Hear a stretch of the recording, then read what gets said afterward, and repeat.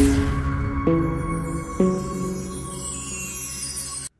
everyone, welcome to a class of cost accounting. Topic is process costing. Today is question number 12.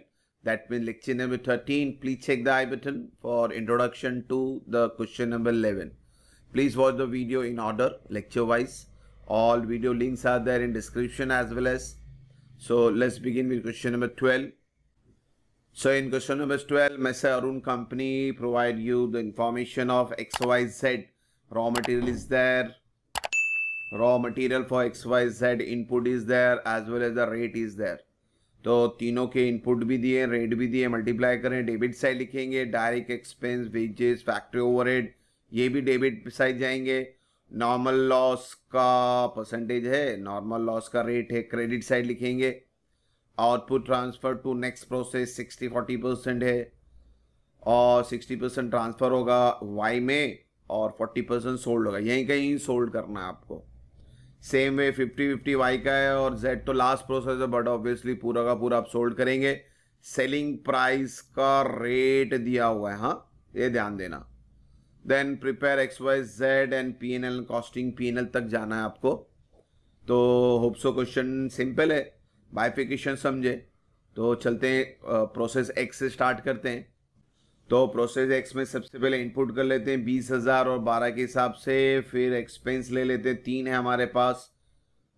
फिर normal loss 4% of 20,800. इसका rate दिया है 5, multiply करें. अब देखो क्वेश्चन नंबर 11 में मैंने आपको ये बाइफिकेशन अलग से सेपरेट बना के बताया था. यानी यहाँ इसको बंद कर दो, बैलेंस निकाल के शिफ्ट करो और फिर अलग अकाउंट में बाइफिकेट करो. और आप चाहें तो डायरेक्टली यहीं पे आप बाइफिकेशन शो कर सकते हैं. तो इसलिए क्वेश्चन नंबर 11 और 12 ध्यान से देखना आपको. तो दोनों ही तरीका सही है, आपको जो अच्छा लगे वो आप सॉल्व कर सकते हैं. तो बच्चों 20,000 का 40% नहीं लेना, ध्यान देना. वापस से बोल रहा हूँ, क्योंकि आपको जो सोल्ड करना बचा हुआ, तो 20,000 में से 800 तो निकल गया. तो 19,200 का 40%, ध्यान देना. 19,200 का 40% आता है 7680 और फिर इसका रेट तो दिया है 30, मल्टीप्लाई कर दे. और फिर 60% चले जाएगा आपका नेक्स्ट प्रोसेस में, तो उसको भी यहाँ लिख सकते हैं. 60% फिर से 19,200 का 60%, तो इट विल बी 11,520. अब बच्चों इसका रेट निकाल लेते हैं. रेट का फॉर्मूला, सीपीयू का फॉर्मूला तो होप सो आपको याद होगा. पहले क्या करते हैं हम लोग, पूरा डेबिट को प्लस करेंगे, ये टोटल आया. फिर क्रेडिट का टोटल करेंगे 4,000. ये खाली नॉर्मल लॉस का फॉर्मूला होप सो आपको याद होगा. तो उसमें नॉर्मल लॉस ही लिखा है, तो उसको ध्यान दे. तो सीधा 20,000 और 800 यहाँ माइनस करें. यूनिट की बात कर रहे हैं. और अमाउंट फिर से, अमाउंट डेबिट साइड का पूरा लेना है, मगर क्रेडिट साइड सिर्फ नॉर्मल लॉस का ही अमाउंट लेना है. माइनस करें दोनों को और फिर डिवाइड करें, तो आया 24. देखो 19,200 इसकी बात कर रहा था मैं. तो ये 40% 60% हमने 19,200 का निकाला है. और इसका सीपीयू भी आ गया 24, मल्टीप्लाई करके लिख लेते हैं. अब इसको यहीं पे क्लोज करो और इसका जो बैलेंस जो हम कॉस्टिंग P&L में निकालते हैं यहीं पे ट्रांसफर करना आपको. तो बट ऑब्वियस क्रेडिट बढ़ा है आपका, तो यूनिट तो टैली हो गया आपका. अब अमाउंट का डिफरेंस है, हो जाएगा कॉस्टिंग P&L में.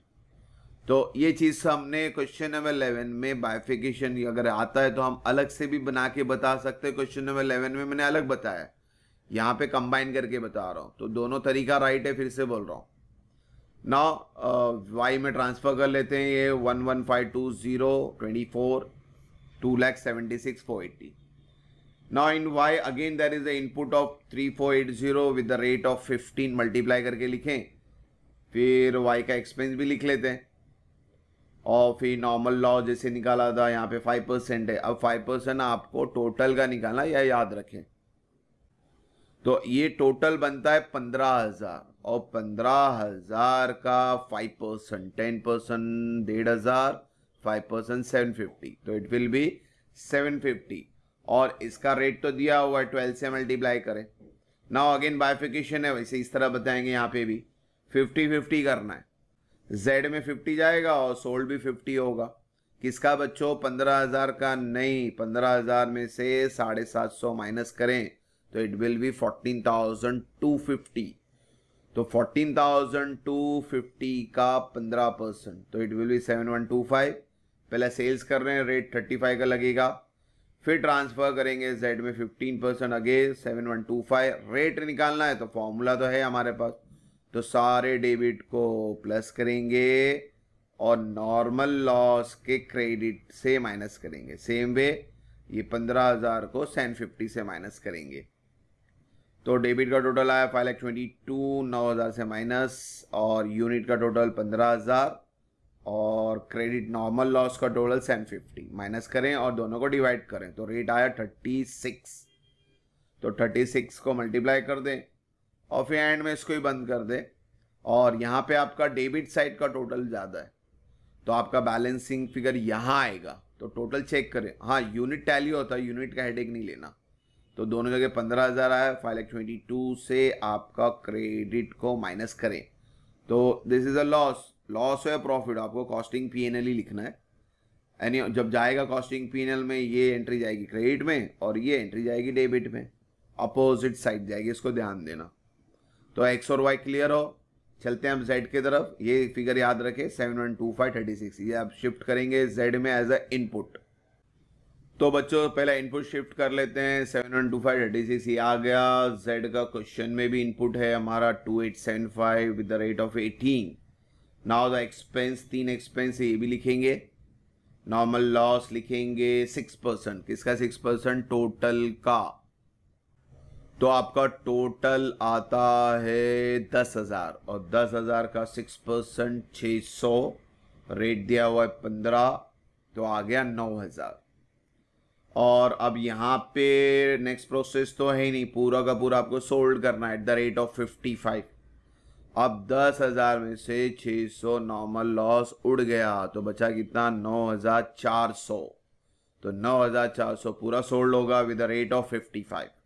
Again we have to find out the profit और लॉस। यहाँ पे आपका क्रेडिट साइड बड़ा है, यूनिट टैली होता है, यूनिट का हेडेक मत लो। अमाउंट का डिफरेंस यहाँ आएगा, that is your profit. Costing PNL में जाएगा 47,000। अब इसी के बेस पे हम बनाएंगे हमारा कॉस्टिंग पीएनएल।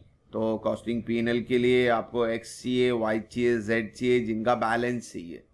तो एक्स का देखो पहला डेबिट था तो यहाँ पे हम क्रेडिट साइड लिखेंगे, वाई में क्रेडिट था तो यहाँ पे डेबिट साइड लिखेंगे, और जेड में डेबिट है तो कहाँ लिखेंगे बच्चों? Credit side. और एंड में इसको क्या करना है? क्लोज करना है और नेट प्रॉफिट निकाल लेना। आपका क्रेडिट साइड बड़ा है और इसको 7,925 से माइनस करे so your net profit comes to 85,955। तो इस तरह से आपका क्वेश्चन नंबर 12 पूरा मुकम्मल हुआ बच्चों। आपको यहाँ पे जो इंपॉर्टेंट पार्ट था बाइफिकेशन बताना था मुझे। क्वेश्चन नंबर 11 में मैंने ये इंफॉर्मेशन अलग से सेपरेटली पास किए थे और क्वेश्चन नंबर 12 में हमने यहीं पे सोल्ड कर दिया है, बाइफिकेट कर दिए। तो दोनों ही वे राइट है बच्चों, आपके ऊपर है, आपको जो सिंपल है वो प्रोसेस फॉलो करो। इंशाल्लाह क्वेश्चन नंबर 13 में जल्दी मिलेंगे बच्चों। Thank you for watching the video. God bless you.